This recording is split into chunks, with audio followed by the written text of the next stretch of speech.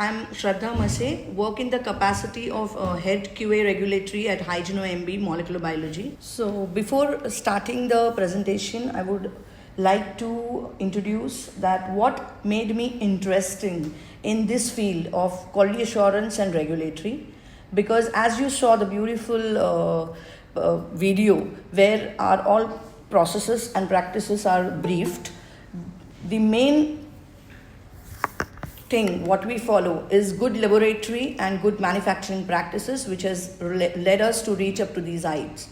So I would like to emphasize the requirement of GLP and GDP when we move ahead in my presentation. So I would just like to have who all have interest in quality assurance and GLP and GDP. The presentation will be very interesting, and I will ensure that the clarity of concepts is being explained very well in the slides as we move ahead.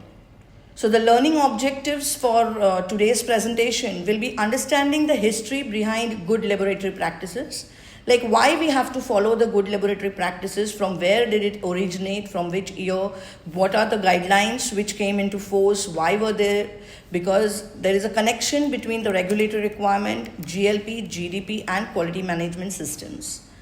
So understanding the important aspects of GLP and its benefits will be the learning objective for today's training for GLP. So for that we need to understand what is GLP. So GLP is good laboratory practices in the quality system concerned with the organizational processes, whatever we saw all the processes in the video where we are into manufacturing of different various molecular biology products, is the organizational processes and the conditions that we need to follow, which requires planning, proper performance, monitoring, recording, archiving and reporting the results. So whenever we are performing any assays or any laboratory procedure, it is very essential that we follow the good laboratory practices to have the maximum regulatory approvals and recognition of the organization's quality management systems. That in 1960s and 70s, there was a climate of environmentalism, and fear of negative health effects of chemicals became widespread in United States. This led to the increasing federal laws for chemical and pharmaceutical companies, resulted in increased amount of product testing required. In 1969, there were various laboratory inspections carried out, which resulted in the initial investigations, which led to the findings that there were certain problems in the quality control procedures, lack of industry testing standards, and related how to record and report the data. So this is what all about the need for GLP came into existence. In 1976, the Organization for Economic Cooperation and Development released the first draft set of GLP principles. There are total 10 principles of GLP, which will be covered in my next slides. So GLP regulation was first introduced by US FDA in 1979. Like 76, it was being released in the draft phase, and the regulation formed in 1979, which became an integral part of non-clinical drug development. In 1981, OECD published the GLP principles of international standards, which were revised again in 1997.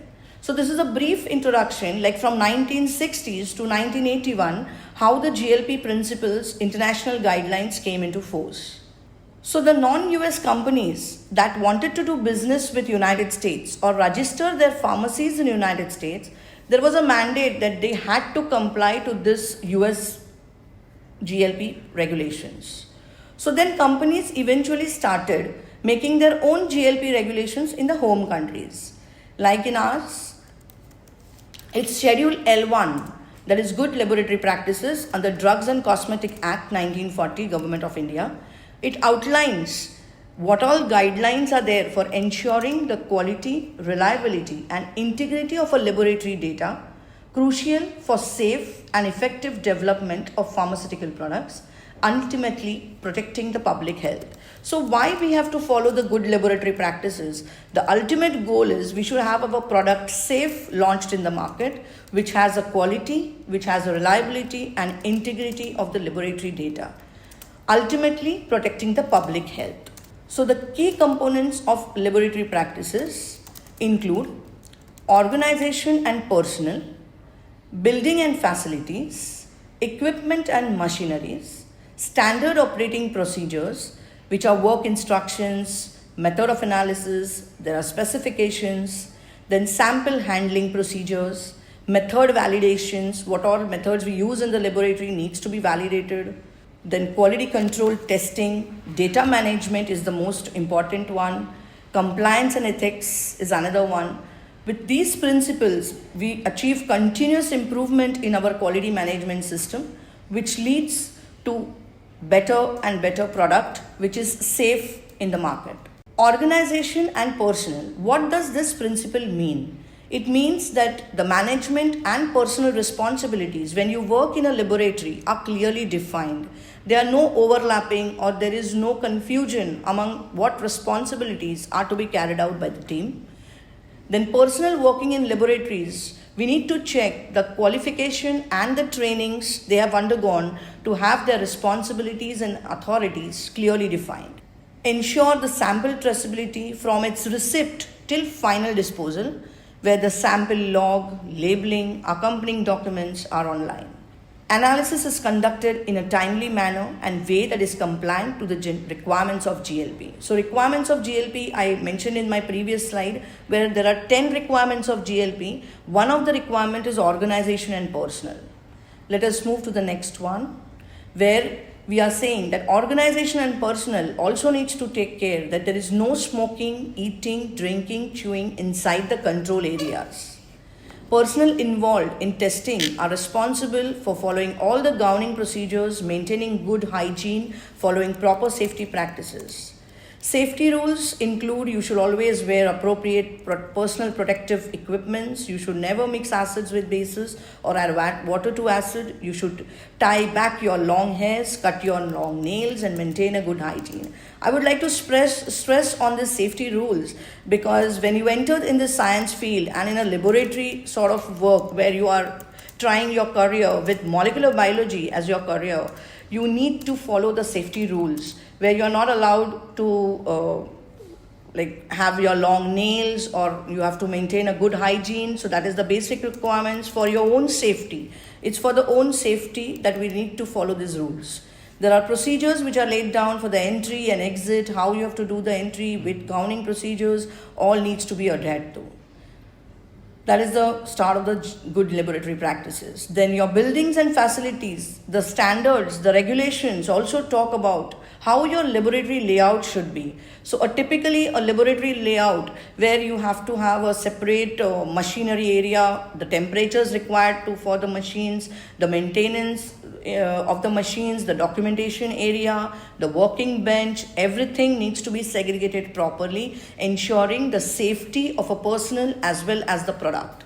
So there is a building and facilities is another principle of good laboratory practices which you need to take into consideration. So this, I will just be showing you the image 1 and 2, and based on my previous points what I stressed, I would like the audience to come back saying me which one of the image is the correct image. When you perform in a laboratory, is image 1 the one which you will be performing, or whether image 2 is the correct one? Would appreciate if you can just type in the answer as image 1 or 2 for the correct answer, please. Thanks everyone for your responses. It's image 2 which is the correct one, which is showing you an organized laboratory which has to be there, and the image 1 is very disorganized laboratory where no good laboratory practices can be seen. Equipment and machinery. So the first principle was related to the personnel, the second one was related to your buildings and facilities, the third one is equipment and machinery. Whenever you are using any equipment or machinery in a laboratory, you need to verify that it is calibrated, it's verified intermittently, and the processes and the methods are validated. So it's well maintained with the records. So the record keeping is also very important when you have to work in a laboratory. So this is what interests me, like whatever the work done and not documented is not done. That is the basic principle of the good laboratory practices which we have to follow in this industry, in any industry for that per se. Now, calibration. So calibration focuses on ensuring an instrument's accuracy by comparing it to its known standard. So whenever we are using any balances, we need to tare the weight and then use the balances. That gives us assurance that the balance is ready to be used. So these practices need to be followed in your day-to-day life whenever you are using weighing balances, pH meters, or any other equipment for that per se, where the calibration of the equipment will give you the accuracy of your laboratory data. That is one of the important things. You can't use anything which is not calibrated or which is not verified or validated. So validation verifies the process or the system consistently produces the expected result. Like when you do a process, you need to do a process validation. And when you are looking at the product, you need to check the consistency of the product. So you have to define the process and product characteristics which you want to see in your final product. And that needs to be validated. So I would not go much deeper into calibration and validation because that will have a separate discussion topic. But I will just like to brief that validation and calibration are two different things. And validation is of 4 types, where we have to do the prospective validation when you are doing an R&D. You have to do a concurrent validation when you are doing the commercial batches and simultaneous validation is done. That is called as concurrent validation. The retrospective validation is done in case of legacy products where you have a lot of historical data of 20 years, 10 years, 15 years where you can do the validation in case it's not done at prospective stage, and revalidation. So there are different types when the revalidation is to be done, when the concurrent validation is done. That is like we have to dive deeper into it. So I will not talk much on that. That will be a separate topic altogether. And verification. Verification is quality control, where we do verification of various set specifications where we need to confirm the functionality is correct as per the intended use. Like we have micropipettes which are delivering different volumes. So we do a periodic verification of micropipettes when we calibrate it weekly, monthly or daily before using it. So that is verification. So verification is nothing but quality control where we check that it is conforming to its intended use. So I will just play a short video on validation and verification. The 4th one is standard operating procedures. So you have to have the standard operating procedures, the method of analysis, work instructions for equipments and specifications for your products. So that is one of the requirement to follow the good laboratory practices, that if you have this documented, it is easier. Like write what you do and do what you write is the basic principle of all the audits, all the regulatory audits, certification audits. Like you have to have your documentation properly done. Like sample handling and labeling. This is important in a laboratory, that you handle your samples by using all the required personal protective equipments, where different samples require different PPEs. So that is what was my earlier slide was talking about, having a standard operating procedures. So you should have the sample types defined, how you're going to handle it, what should be the labeling requirement, everything should be defined. So here again, there are 3 images, image A, image B and image C. One of the image is an example of not following the personal protective equipment and good laboratory practices. So quickly, I would request the team to type in a chat box which of the image is not correct as per the GLP practices are concerned. So after understanding the principles of GLP, the benefits what we get as an organization, as an individual by following the good laboratory practices is, whatever experiments we are doing in a laboratory, whatever work we are doing in a laboratory, that gives us the confidence of enhanced data reliability and integrity. So GLP ensures that the quality, reliability and traceability of the data is generated in the laboratory studies. Consistent procedures, documentation and quality control measures minimize the errors and ensure reproducibility. So if you go back to my first slides where the GLP history originated, it was talking about that there were a lot of laboratory inspections done in those era where there were a lot of laboratory quality control errors which were identified due to lack of having set systems, set protocols and procedures, which led to the non-conformities. So if you have the good laboratory practices practiced properly, this leads to greater confidence in the conclusions of the data drawn from the laboratory studies. Then it also helps in regulatory compliances and approvals. Many regulatory agencies require GLP compliance for non-clinical studies supporting product registrations or approvals. So GLP compliance facilitates the regulatory acceptance of your study findings and expedites the approval process.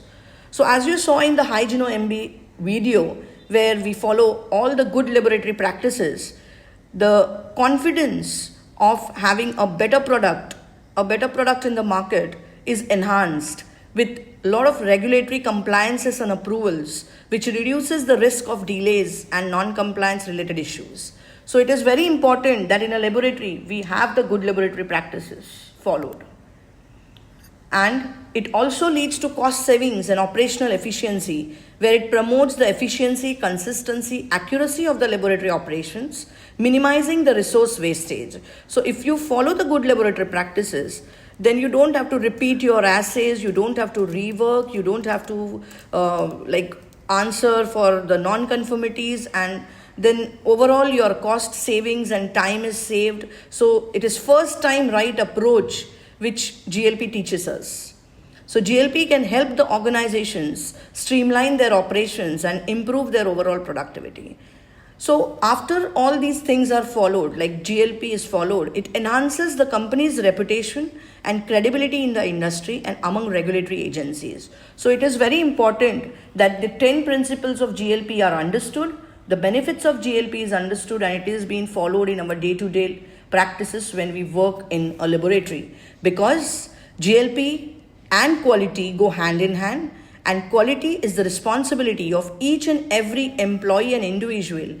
From doorman to chairman, everybody is responsible for the quality of a product. And if you have the good laboratory practices robustly defined in your conception stage, you don't face any difficulty in your regulatory compliances as you go ahead in your business.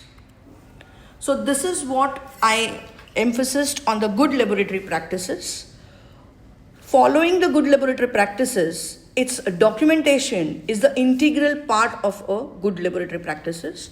So we have chosen the topic as GLP and GDP together because it goes hand in hand.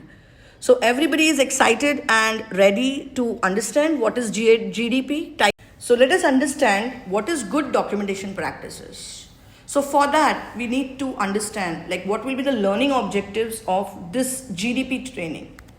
It is review the features of good documentation, what a good document looks like, identify the connection between GDP and quality management system and regulatory compliances, define responsibilities in relation to GDP, and discuss proper procedure for identifying and correcting errors. The last one is important because it is not possible that whenever you are doing documentation, there are no errors. It's just not possible. So there are ways how you can handle those errors, how you can correct those errors, not disturbing the good documentation practices. So what is documentation? A document is an information which is a meaningful data and its supporting medium, which could be a paper form or a computer form. In this world of technology, the electronic files and electronic data is also a document where we have to follow certain principles when we have an electronic files. That is another deeper topic. But documentation as a whole comprises of recording of data, review of documents, approval of documents, issuance and disposal of documents, retrieval of documents, and presentation of documents. So why GDP is essential? Why documentation is essential? Because in pharmaceutical and medical device industry, documentation is the only way to prove that you have made the test, you have made it, tested it, and assured that your quality of a product is good. Because whenever there are inspections, whenever there are audits, there is only the documentation which can represent your work. So essential part of quality assurance system should consist of following aspects of GMP. So Schedule M, GMP, ISO clause documentation, these are all the various standards which specifies the documentation requirement. There are different clauses and different standards where the GDP principles are explained. So GDP is an expected practice. Work done and not documented is not done. So correct, complete. How a document should be? It should be correct, it should be complete, it should be current, it should be consistent, it should effectively meet the customer and stakeholder requirement. As I said, by following a GLP, you can reduce the observations raised in the regulatory audits and pass the regulatory audits with flying colors. Similarly goes with good documentation practices. If you follow the principles of good documentation practices, which will come in my next slides, it will help to reduce the audit observations raised due to inadequate documentation practices. And it helps to maintain accurate records for business reasons. So let us understand what are the principles of a good documentation which will have a data integrity. So your document should be attributable. What does attributable mean? Is whenever you are entering in a record, it should reflect who has entered it, at what step it is entered, at what time it has been entered, and who has checked it. So that is the meaning of your document should be attributable. Legible. Legible means it should be clearly readable and understood. Consistent means it should be consistent in the information. If you give a definition of GLP, one document you give it X, another document you give Y, that is not the consistency in a document. So whenever you are making any documents, it has to be a consistent document. It should be complete. Complete means the signatures should not be left blank, the entries should not be left blank. If there are any blank spaces, you need to do not applicable, which will come in my next slides, how it has to be done. It should be original. Original means it should be on-time recording. Like now you're taking the pH meter readings, you have to document it originally online. It is not that you're taking the pH now and you're documenting it on a later date. That is not original. It should be accurate. Whatever calculations are done in that needs to be accurate. Contemporaneous. So contemporaneous again indicates that it should be real-time entries should be there. Enduring means the documentation should be filed in such a way, secured in such a way that years later, there is a retrieval period for documents. Like there are different regulations explain different retrieval periods for a document. Like a document has to be preserved for 3 years, 5 years, 10 years. Different regulatory requirements demands different regulations. So that is enduring. And available. Available is when there is an audit, when there is any whenever anybody is asking for a document, it should be readily available. It's not that you're following all the principles of a documentation and at the end time whenever anybody is asking, it's not been available on time, because retrieval time is very important. If you follow a good documentation practice, it should be available. So now what I will be explaining you is, there are chances that we have errors when we are recording anything in a laboratory. There are chances of having wrong entries, there are chances of having errors. So how to correct them in a correct way is what good documentation practices talk about. It talks about its 10 principles, how a document should be, but then in case of any errors, any corrections, how you have to handle them. That is what is the slide talking about. So if you see an example here is, the spelling of mistake is incorrectly written. It is MITSAKE, which is a wrong spelling. So while doing an entry, you need to strike it off with a single horizontal line, write what type of error it is, whether it's a wrong entry, whether it's a date error. Actually, different organizations, this procedure is not being given by any regulators. This is the common industry standards which are followed. So you have to write as a wrong entry. If you write an incorrect date, you have to write a date entry. So there are different ways, different organizations follow their own procedures. So this is one of the example I'm trying to explain you, that there was a wrong entry, like the time was entered wrong. It's 15:05, but actually it was 14:35. So the cut sign has to be such a way that you can read the incorrect timing. 15:05 is readable. That is the correct way of doing it. You can't do in this manner where you are scribbling it mistake part is not been viewed, that is not the correct way of doing it. You should read whatever is wrong and you should just strike it with a single horizontal line. Then use of a pen. So you should use a pen which is having a permanent blue ink, and you should avoid using erasable ink pens, pencils, erasable gel pens and whiteners. That ensures that you follow good documentation practices. And you have to essentially use blue ink pen whenever you are recording any GMP document or a quality management system record, because it indicates that the document is original. So no other colored pens should be preferred while you are doing the entries. So before starting anything entering in the record, there is a document called as specimen signature record. So now whatever lab work you are doing, whatever assays you are doing in a laboratory, that needs to be signed. Who has done by, who has checked by, when it was done. That is what makes a document attributable. So you should have your signatures registered in your quality management system to prove your identity and take the responsibility and ownership of the entries what you have done in a laboratory, because the product which is released in the market is for the public health. So you have to take the owners of it, and that's why specimen signature record is very important, where the traceability of the individual who has done that record is to be essentially maintained. So records, any alteration in the records is to be done. Like there is a record which is original, but there are certain amendments to be made to a record, that is very much allowed. But again, as I said, any amendment should be single horizontal line where you can read the original document, and then you have to sign and initial it with the person making the changes. But you have to remember that the original document, when it is amended, it has to be countered signed by the original originator.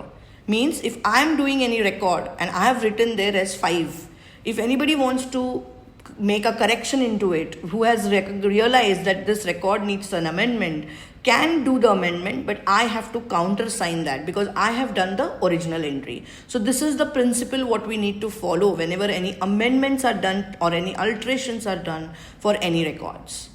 So attachments such as printouts from instrumentation, where we get a weighing balance printout, we get a pH meter printout, it should have the clear traceability of which experiment, which protocol we have taken the prints, and it should be signed and annotated with the date and key if applicable. So a record has to be identified with the experiments. The traceability needs to be maintained for records. So in this record, there was a date error. So date error is corrected by sign and date, and the error type is written DE, that is a date error. The earlier one where the recording timing was an error, it was written as wrong entry. So for different errors, the organization has different procedures where we have to follow them. So that is what the first principle of GLP also comes into account, that you should have the SOPs in place. So your SOP will define what type of error needs to be corrected in what manner. So you have a control documents which are issued by the quality assurance. So those documents, even if any corrections are required into it, you are not allowed to handwrite any amendments to a control documents. That is not allowed. You need to revise that document with proper revision version control. So handwritten amendments in a quality control in a controlled document is not allowed. As I said, that you don't have to leave any pages blank whenever you are filling any logbooks in a laboratory and your entries are over for that particular month, and there are still few rows which are left.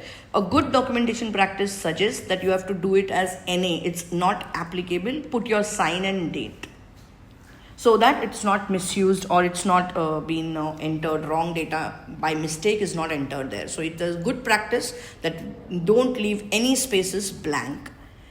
Then whenever there is a same data to be entered in a logbook or in a data, ditto marking and curly brackets are not allowed in good documentation practices. When you have more than one option to be selected, like clear and not clear, complies, does not comply, satisfactory, not satisfactory, clear, not clear. So as that's what I'm saying. It's different organizations have different practices, but the allowed practices are either you tick the correct option or you circle the correct option. Doing a strike on the wrong option is not allowed because, as I explained you in the earlier slide, cutting it with the horizontal line is an indication of a wrong entry. So while selecting an option, you have to either tick it or circle it. That is a good practice.